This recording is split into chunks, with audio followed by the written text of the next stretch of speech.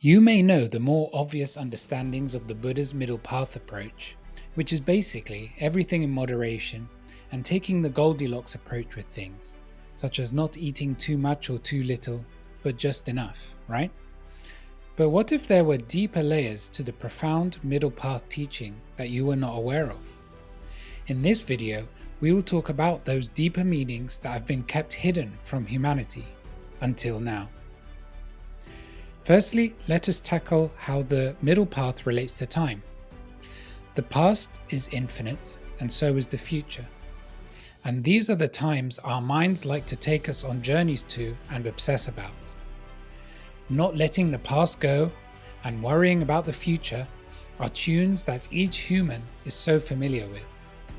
But what is the middle path between the infinite past and the infinite future? It is the eternal present moment. So the middle path is a reminder to remain in the present moment at all times. Now let us see how the middle path relates to drama. Whether people openly admit it or not, they love drama. Nearly every human is addicted to the intense emotional ups and downs of life. And nearly every human sensationalizes every experience to some degree. It's entertaining. But life without the involvement of emotions, judgments, and resistance is naturally very gentle, gradual, and not that dramatic.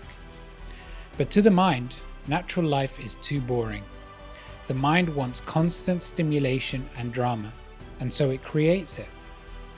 The middle path is all about letting go of the desire for the intense emotional highs and lows of drama, and instead enjoying the natural gentleness of life without judgments.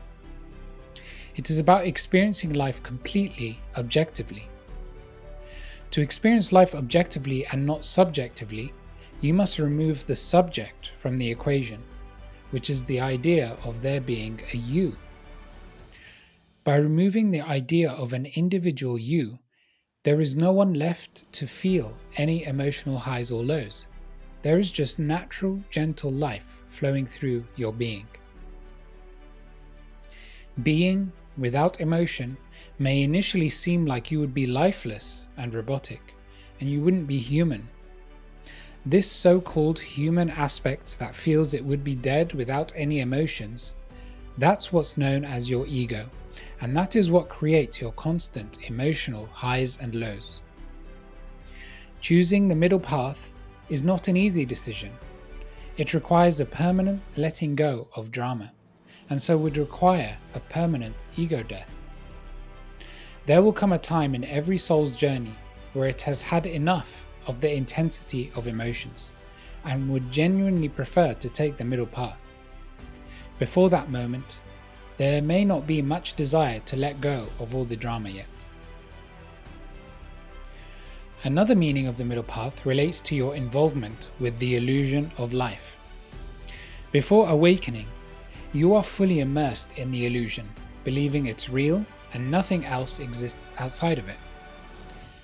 Then, as you start awakening, you become more and more aware that in reality, nothing exists. There is just dark nothingness, and you explore the truth of infinite nothingness in meditations, and you enjoy retreating to the home of this truth when the illusion gets a bit too much. But during that awakening journey, for the most part, you still feel you can either interact with the illusion or you can make time to be out of the illusion during meditation. But it seems you cannot have both states at the same time. This is what is shown with the yin-yang symbol. The white part represents the illusion of creation, which is a hologram made of light. The black part represents the truth of nothingness and darkness. The middle path is the line between both parts, where you can say you are both states, yet neither state at the same time. It's where you are feeling both that there is infinite nothingness, but this infinite nothingness is immersed in its own illusion. You no longer see the illusion as a distraction from truth, but one of the infinite manifested possibilities of the truth. It is the state of 100% knowing and feeling yourself as God experiencing its own dream. You are neither fully out of the illusion, nor are you fully in it, yet you are fully present in both. You overlay one state within the other at the same time. An additional important understanding of the middle path teaching is to do with surrendering. The winds of life often come blowing you from the left, from the right, from below or above you, from within or outside of your being. Such winds include life challenges, as well as any emotions and energies. Examples of emotions are anger, guilt, grief, and fear. And examples of energies are lust, loneliness, restlessness, and boredom. All these energies of life just want to dance through and around your being. When you resist life situations, challenges, emotions, or energies, you fight against nature. This resistance leads to either the suppression or ignoring of life challenges, emotions, and energies, or it leads to wanting to forcefully get rid of the challenges, emotions, or energies as quickly as possible. The middle path approach is that when life brings challenges, emotions, and energies your way, you don't resist, but you surrender to them. This means that when a life challenge comes your way, accept it, understand this is happening because life wants you to learn and grow from it, and calmly and joyfully tune into life's guidance regarding overcoming and learning from the challenge. When it comes to emotions and energies that arise within you, the middle path approach of dealing with them is to neither suppress in or project out these emotions and energies, but to feel them without resistance and let them naturally pass through you on their own without you controlling them. In this way, the middle path is the path of total surrender without resistance. Choosing the middle path is also about balancing your masculine and feminine energies. Masculine energy is the energy of action and doing, of working and moving towards a goal. Feminine energy is the energy of being.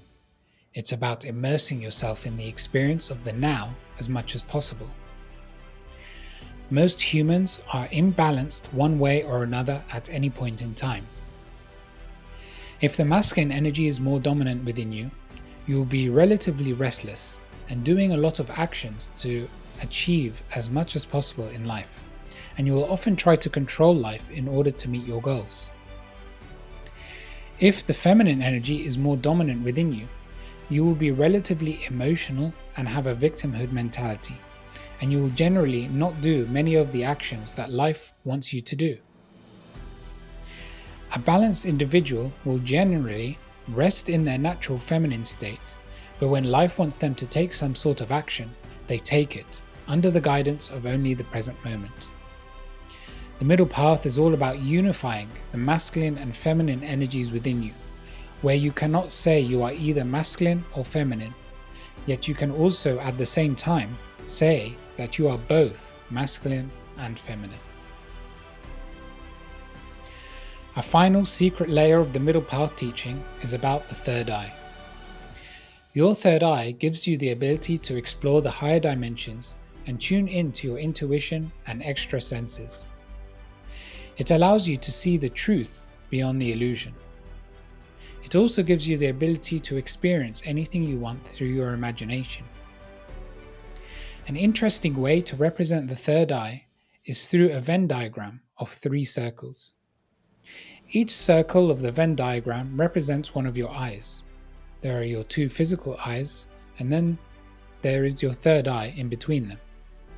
And the middle part, where all 3 circles intersect, represents being able to see both the illusion through your physical eyes and the truth beyond the illusion with your third eye, all at the same time. True, multidimensional sight. In fact, a way to see something through the lens of true sight is to imagine what you are looking at is within the intersection of 3 circles of a Venn diagram. This intersection is the middle path. If you look carefully at the middle section of the Venn diagram and you turn it to the side, it looks like a symbol of a fish. This is what the old symbol for Christianity actually represents. It is referring to the middle path, more specifically, true sight. Choosing the middle path and remaining in perfect balance requires full, constant awareness, presence, and rootedness. If you don't have full awareness and presence, and if you are not fully anchored into truth, you slip into autopilot mode, which easily takes you away from balance, from the middle, and into one of the two extremes. There are always forces that challenge the strength of your alignment with the middle path, and so you must remain fully aware, present, and rooted in order to not be swayed and remain in the middle. Take inspiration from the trees that know how to do this very well. We hope you enjoyed this video. I'm sure you will now agree that it's an understatement to say that the middle path teaching is profound. Tell us which of these deeper understandings of the middle path really resonated with you in the comments below.